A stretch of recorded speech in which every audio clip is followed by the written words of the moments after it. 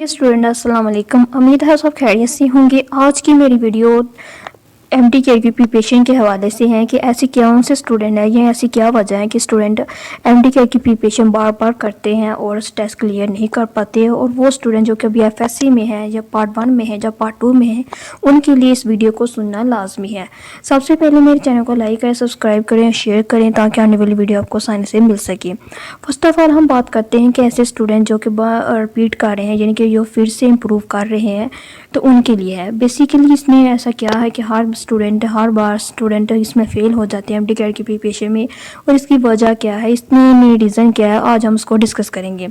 तो जैसे कि आपको पता है कि एमडी कैट की प्रिपरेशन यानी कि एमडी कैट का ऐसे इसमें दो सब्जेक्ट के हैं, यानी कि इसमें एक ऐसा फॉर्म। डियर स्टूडेंट अस्सलाम वालेकुम। उम्मीद है सब खैरियत से होंगे। मेरी आज की वीडियो एमडी कैट की प्रिपरेशन के हवाले से, इसकी प्रिपरेशन कैसे की जाए, इसमें कितना टाइम रह गया है और क्या वजह है कि स्टूडेंट बार बार एमडी कैट की प्रिपरेशन को टेस्ट क्लियर नहीं कर पाते, और ऐसी कौन सी रीज़न है जिनकी वजह से स्टूडेंट एफएससी में या सेकेंड ईयर पार्ट 1 में हो या पार्ट 2 में हो, उसमें आप अच्छे कारकर्दगी नहीं दिखा पाते, और ऐसी क्या रीज़न, आज सब इस फैक्ट और फिगर्स के साथ इन सबको हम डिस्कस करने जा रहे हैं। कल मेरे जहन में एक अचानक से बात आई कि काफ़ी ज़्यादा स्टूडेंट है इस बार यानी कि एमडी कैट की प्रिपरेशन में रह चुके हैं, यानी कि रह चुके का मतलब उनका एग्रीगेट नहीं बन पा रहा। और एग्रीगेट क्यों नहीं बन पा रहा, उनके मार्क्स भी अच्छे हैं, यानी कि एफएससी में काफ़ी अच्छे मार्क्स हैं, 97 है, 98% है, लेकिन फिर भी उनका एग्रीगेट अच्छा नहीं बन रहा, उनका मेरिट नहीं बना, उनका एडमिशन नहीं हुआ। तो आज उन सबको फैक्ट्स और फिगर के साथ मैं डिस्कस करूँगी। फर्स्ट ऑफ ऑल ये है कि एमडी कैट की प्रिपरेशन क्या होती है। फर्स्ट ऑफ ऑल ये होती है कि बायोलॉजी, फिजिक्स, केमिस्ट्री और इंग्लिश में से ये 4 बुक्स है जिसमें से ये टेस्ट आना होता है। अब अच्छा, ये 4 बुक्स क्या होती हैं, ये 4 बुक्स अपने एफएससी पार्ट 1 में पढ़ी होती हैं और एफएससी पार्ट 2 में पढ़ी होती है। अब सवाल ये पैदा होता है कि जो चीज़ आपने एफएससी पार्ट 1 में पढ़ी है, पार्ट 2 में पढ़ी है, आप एक साल उसका क्लियर करके आते हैं, यानी कि एफएससी क्लियर करके आते हैं, फिर जाके आप एमडी कैट को प्रिपरेशन करते हैं, उसमें आप टेस्ट देते हैं, फिर नेक्स्ट ईयर आप इम्प्रूव करते हैं, लेकिन फिर भी आपका क्लियर नहीं हो पाता, यानी कि 2 साल आपने वहाँ एफएससी में लगाए, 2 साल आपने रिपीट किया, 4 साल हो गए। टोटल 4 सालों में आपको फिर टेस्ट देते हैं, फिर आपका एडमिशन नहीं हो पाता, फिर आप टेस्ट क्लियर नहीं कर पाते। तो इन सब की वजह को हम डिस्कस करेंगे, और ये वीडियो मेरे एफएससी के और पार्ट 1 और पार्ट 2 के स्टूडेंट के लिए भी हैं और पेरेंट्स के लिए स्पेशली।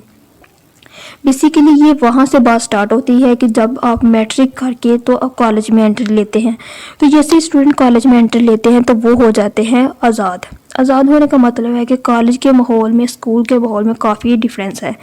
बेसिकली जब स्टूडेंट कॉलेज में जाता है तो वो समझता है कि वो खुद को 30 मार खान समझना शुरू कर देता है, उसे क्या लगता है कि सब कुछ पॉसिबल है, यानी कि वो इतना फ्री हो जाता है, क्योंकि इन्वायरमेंट ही ऐसा होता है ये कॉलेज का। तो जैसे वो कॉलेज में जाता है वो बंक करना क्लासेस स्टार्ट करना शुरू कर देता है।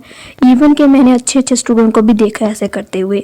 इसकी वजह ये है कि स्टूडेंट को आज़ादी मिल जाती है, एक आज़ादी सोचने की, देखने की, घूमने की, फिरने की, एक अलग तरह के लेवल में, यानी कि वो 90s की एज में होता है, 90s में होता है। ये 90-20 की एज होती है जिसमें आपने या तो आप सीधे हो जाते हैं, सुधर जाते हैं, या तो आप बिगड़ जाते हैं। तो बेसिकली सेम ऐसे ही स्टूडेंट के साथ होता है। अच्छा, अब एफएससी और सेकेंड ईयर पार्ट 1 और पार्ट 2 में क्या करते हैं स्टूडेंट क्लासें बंक करना स्टार्ट कर देते हैं, यानी कि उनका एम ही क्लियर नहीं होता कि उन्होंने एमडी कैट में प्रिपरेशन करनी है या उन्हें डॉक्टर बनना है।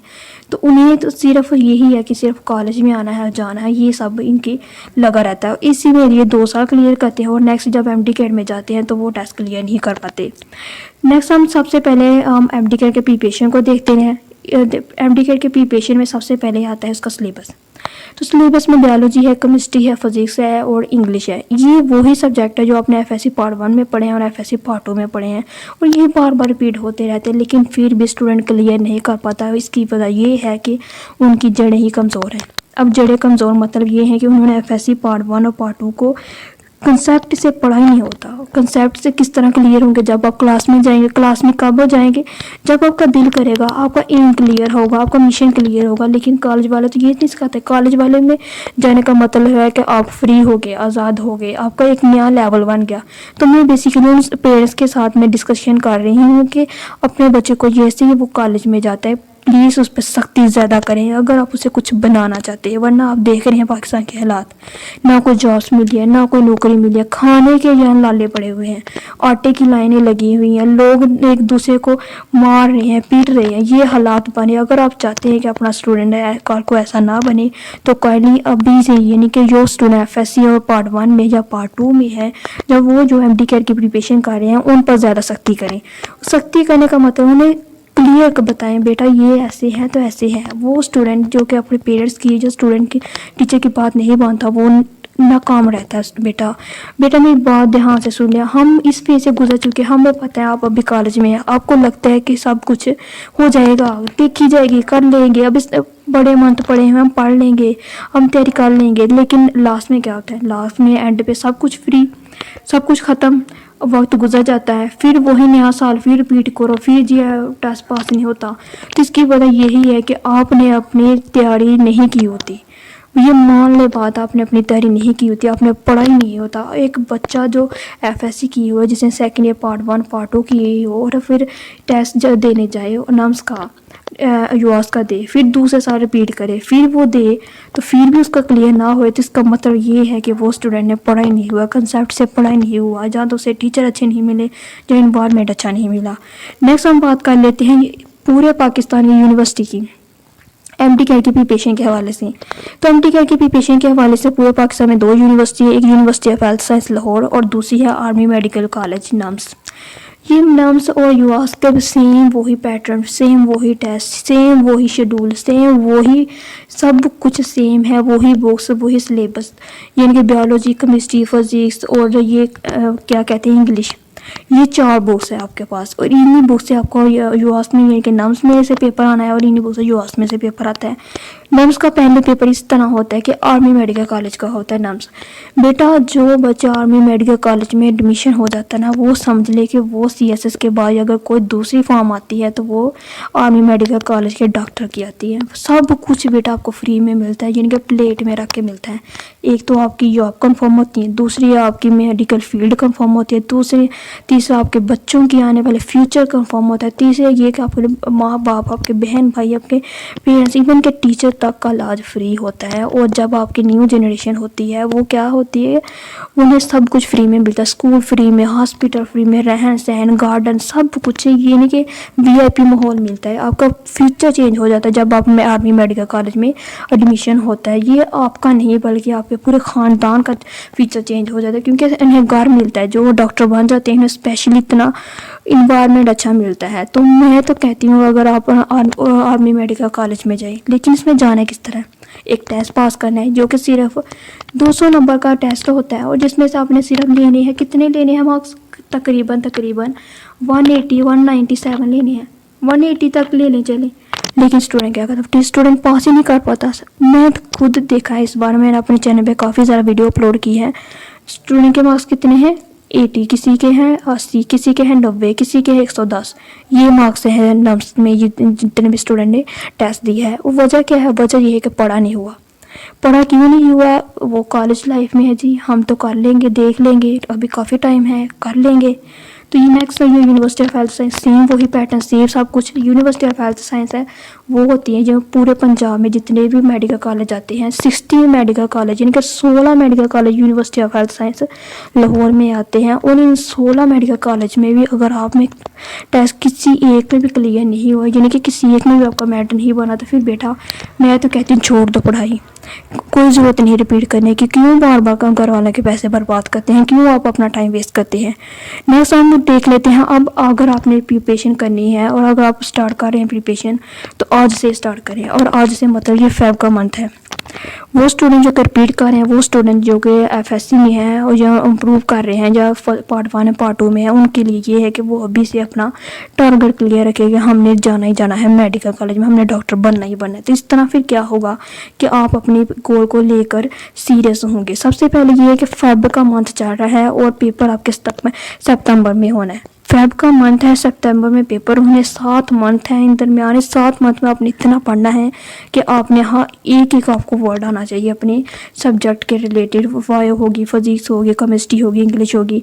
ये 7 मंथ रह गया ओनली। मैंने ओनली इसलिए कहा कि काफ़ी ज़्यादा स्टूडेंट होता है, काफ़ी टाइम बचा है, कर लेंगे। नेक्स्ट रमज़ान आ गया, रमज़ान के बाद करेंगे, ईद आ गई, ईद के बाद बेटा जिसने डॉक्टर बने उसकी कोई ईद नहीं, उसकी कोई रमज़ान नहीं। ये आपको क्यों सोचते हैं ऐसा कि ये टाइम आपको फिर मिलेगा, ये वक्त आपको फिर मिलेगा? अब देखें, कोई जॉब्स नहीं मिल रही स्टूडेंट को, कोई नौकरी नहीं दे रहा। पाकिस्तान के हालात कैसे हैं, और इस हाल हालात में अगर आपने पाकिस्तान में रहना है ना, तो फिर बेटा आपको डॉक्टर बनना ही पड़ेगा। नेक्स्ट है सबसे पहले बायोलॉजी के हम सिलेबस के बारे में तो डिस्कस कर लिया। अब हम सबसे पहले देखते हैं, मैं उन पेरेंट्स से मुखातिब हूँ या उन टीचर्स से मुखातिब हूँ और उन स्टूडेंट से मुखातिब हूँ, आपके बच्चे करते क्या हैं। अब देखिए, बायोलॉजी के हैं 11 चैप्टर पार्ट 1 में, और पार्ट 2 में 12 चैप्टर हैं। केमिस्ट्री सबसे पहले बायोलॉजी के हैं फर्स्ट ईयर में 14 चैप्टर हैं, यानी कि फर्स्ट ईयर बायो में 14 चैप्टर हैं और सेकेंड ईयर बायो के 13 चैप्टर हैं। नेक्स्ट केमिस्ट्री के फर्स्ट ईयर में 11 चैप्टर हैं और सेकंड ईयर में 12 चैप्टर हैं, और फिजिक्स के फर्स्ट ईयर में 11 चैप्टर हैं और सेकंड ईयर में 10 चैप्टर हैं।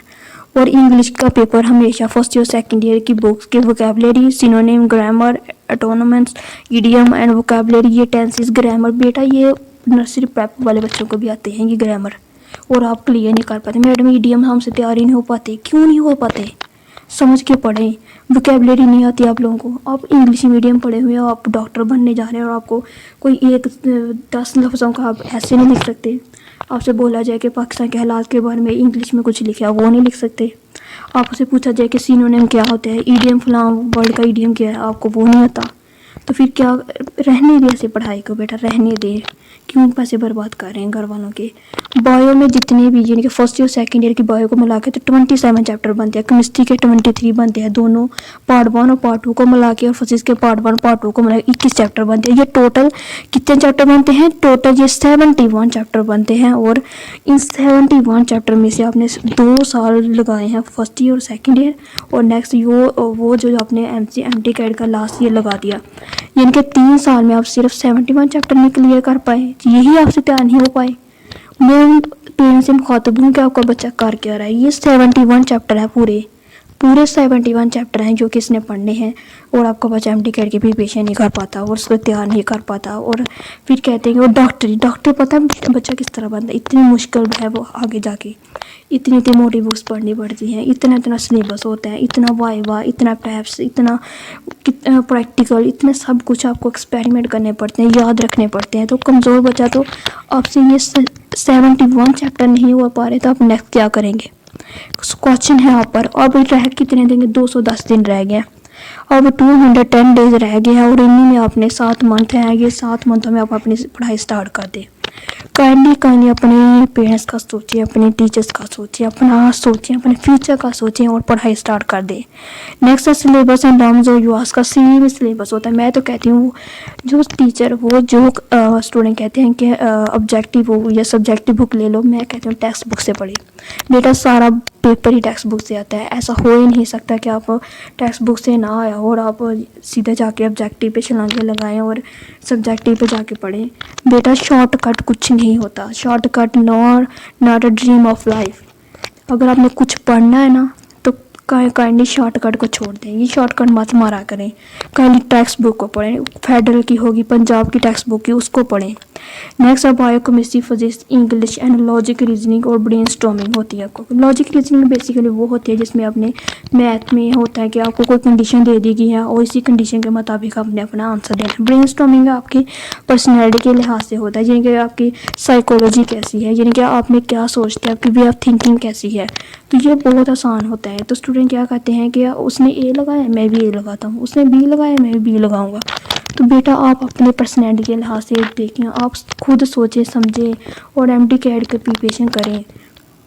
नेक्स्ट है, अगर आप नेक्स्ट ईयर इस साल अगर आप प्रिपरेशन कर रहे हैं यूआस की या नम्स की, तो लास्ट इस साल जो मैट रहा है अभी तक 5-6 लिस्टें लग चुकी हैं MBBS की, और इसमें 93% मैट रहा है और लम्स का 92% रहा है। यानी कि अगर आपको नेक्स्ट ईयर यानी कि आपने नेक्स्ट ईयर अप्लाई करना है, नेक्स्ट ईयर आपने टेस्ट देना है, तो उसके लिए आपका एग्रीगेट कम से कम 94% होना चाहिए। अगर आपका 94% से नीचे हुआ तो आप बेटा टेस्ट क्लियर नहीं कर पाओगे।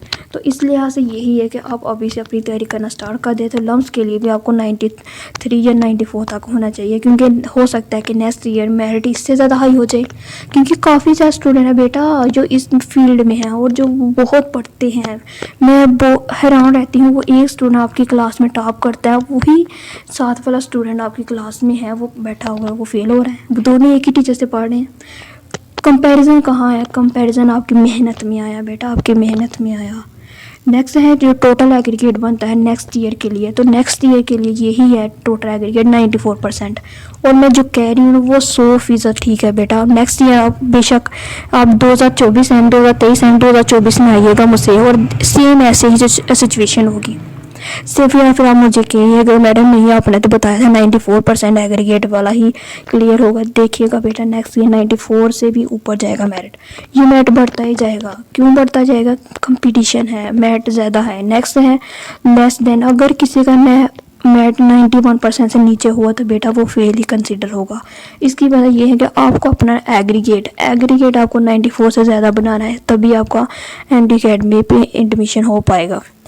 नेक्स्ट मेरी वीडियो को अगर आपसे कुछ इंफॉर्मेशन मिली हो, कोई आपको वैल्यू मिली हो, तो काइंडली मेरे चैनल को सब्सक्राइब करें, लाइक करें, शेयर करें। और लास्ट पे यही है बेटा, अपनी पेरेंट्स का, अपने टीचर्स का और अपने फ्यूचर के बारे में सोचें काइंडली, और आप बहुत ज़्यादा पढ़ें। और अगर आप इम्प्रूव कर रहे हैं तो काइंडली मेरी बेस्ट विशेज़ आपके साथ है। अगर कोई क्वेश्चन आपको बनता है, कोई कंसेप्ट क्लियर नहीं हो पाता तो मुझे बताएं, मैं किस लिए हूँ।